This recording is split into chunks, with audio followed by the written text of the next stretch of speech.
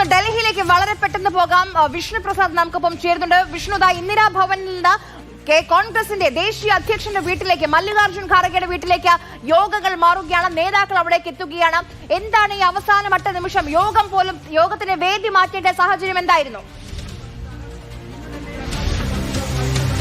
ആര്യ, പ്രധാന കാരണം എന്ന് പറയുന്നത് ഇന്ന് ഇന്ദിരാഭവനിൽ ചേർന്ന രണ്ടാമത്തെ CEC യോഗത്തിലും നേതാക്കൾ തമ്മിലുള്ള അഭിപ്രായ വ്യത്യാസം രൂക്ഷമായിരുന്നു എന്നത് തന്നെയാണ്. നേരത്തെ അമൽ സൂചിപ്പിച്ചതുപോലെ തന്നെ VD സതീശനും അതോടൊപ്പം തന്നെ കോൺഗ്രസിന്റെ വർക്കിംഗ് ജനറൽ സെക്രട്ടറി കൂടിയായിട്ടുള്ള KC വേണുഗോപാലും തമ്മിൽ എറണാകുളം ജില്ലയിലെ സീറ്റുകൾ സംബന്ധിച്ച ചില ആശയക്കുഴപ്പമുണ്ടാകുന്നു. കൃത്യമായി പറഞ്ഞാൽ കൊച്ചി സംബന്ധിച്ച് ഒരു ആശയക്കുഴപ്പമുണ്ടാകുന്നു, തർക്കങ്ങൾ ഉണ്ടാകുന്നു. ആ തങ്ങളുടെ അഭിപ്രായ വ്യത്യാസങ്ങൾ രാഹുൽ ഗാന്ധിക്ക് മുൻപിൽ തന്നെ നേതാക്കൾ അവതരിപ്പിക്കുകയും ചെയ്യുന്നു.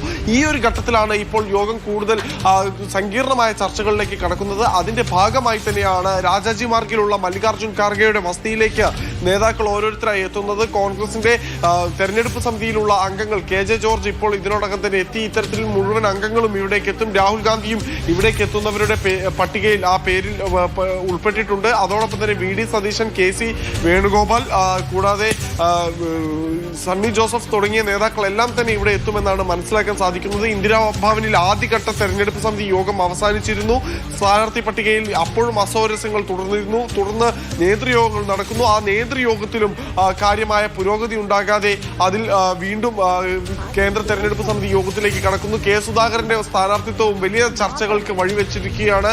സുധാകരനിലൂടെ തുടങ്ങിയ അടൂർ പ്രകാശും കടന്ന് മറ്റ് MP-മാരിലേക്ക് ഉൾപ്പെടെ അത് ബാധിക്കുമോ എന്ന് തുടങ്ങുന്ന സംശയങ്ങളും അതേ ചൊല്ലിയുള്ള ആശങ്കകളും നിൽക്കുന്നു. നേരത്തെ അമൽ സൂചിപ്പിച്ചതുപോലെ ചില മണ്ഡലങ്ങളിൽ ചില നേതാക്കൾക്കുള്ള പ്രത്യേക താല്പര്യങ്ങൾ, ഷിയാസിൻ്റെതായാലും ദീപ്തി മേരി വർഗീസിൻ്റെതായാലും എൽദോസ് കുന്നപ്പള്ളിയുടേതായാലും എല്ലാം നേതാക്കൾക്ക് ഉള്ള താല്പര്യങ്ങളും ഇപ്പോൾ നടക്കുന്ന ഈ ചർച്ചകൾക്ക് കാരണമായിട്ടുണ്ട്, അല്ലെങ്കിൽ പുതിയ ചർച്ചകൾക്ക് വഴിമരുന്നായിട്ടുണ്ട്.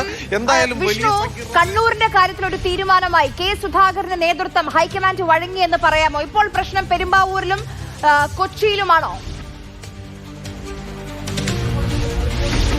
തീർച്ചയായും. അതായത് K സുധാകരന്റെ വിഷയത്തിൽ ഉടക്കിയായിരുന്നു ആദ്യഘട്ട CEC യോഗത്തിൽ ഉൾപ്പെടെ കണ്ണൂർ പ്രഖ്യാപിക്കാൻ സാധിക്കാതെ പോയത്, അല്ലെങ്കിൽ കണ്ണൂരിലേക്ക് ഒരു തീരുമാനത്തിലെത്താൻ സാധിക്കാതെ പോയത്. എന്നാൽ രണ്ടാമത്തെ CEC ആയപ്പോഴേക്ക് നേതൃയോഗം കഴിഞ്ഞതിന് പിന്നാലെ സുധാകരന്റെ കാര്യത്തിൽ ഒരു അനുനയത്തിലേക്ക് എത്തുന്നു. സുധാകരന് വീണ്ടും അവസരം നൽകുന്നതിലേക്ക് നേതാക്കൾ ഒറ്റ അഭിപ്രായത്തിലേക്ക് എത്തുന്നതിന് വക്കിൽ വെച്ചാണ് ഇപ്പോൾ കൊച്ചിയെ ചൊല്ലിയുള്ള അംഗം ഇത്തരത്തിൽ കോൺഗ്രസിന്റെ യോഗത്തിലുണ്ടായിട്ടുള്ളത്. അത് മാത്രവുമല്ല, പ്രധാനപ്പെട്ട കാര്യം എന്ന് പറയേണ്ടത് VD സതീശനെ സംബന്ധിച്ചിടത്തോളം ഷിയാസിന് സീറ്റ് നൽകാതെ മുന്നോട്ട് ചർച്ചകൾ കൊണ്ടുപോകാൻ സാധിക്കില്ല എന്നത് തന്നെയാണ്. അതേസമയം തന്നെ ദീപ്തി മേരി വർഗീസിന്റെ ഭാഗത്ത് നിന്ന് നോക്കുകയാണെങ്കിൽ KC വേണുഗോപാലിന്റെ വലിയ പിന്തുണയുണ്ട്. അവർ ഒരു ഘട്ടത്തിൽ ഈ ഇത്തരത്തിൽ ഫ്ലക്സ് ബോർഡുകൾ തയ്യാറാക്കിയും എല്ലാം തന്നെ പ്രചരണ രംഗത്തേക്ക് സജീവമാവുകയും ചെയ്തിട്ടുണ്ടായിരുന്നു. അപ്പോൾ ഈ എല്ലാ സാഹചര്യങ്ങൾക്കും പിന്നിൽ ഇതിന്റെ എല്ലാം കോൺഗ്രസിന്റെ എല്ലാം നേതൃനിരയുമായി വലിയ അടുത്ത ബന്ധമുണ്ട്. നേതാക്കളുടെ നോമിനികളുണ്ട്, നേതാക്കൾ മുന്നോട്ട് വെച്ച പാനലുകളുണ്ട്. അപ്പോൾ ഈ പാനലുകളും നേതാക്കളുടെ നോമിനികളും അവ തമ്മിലുള്ള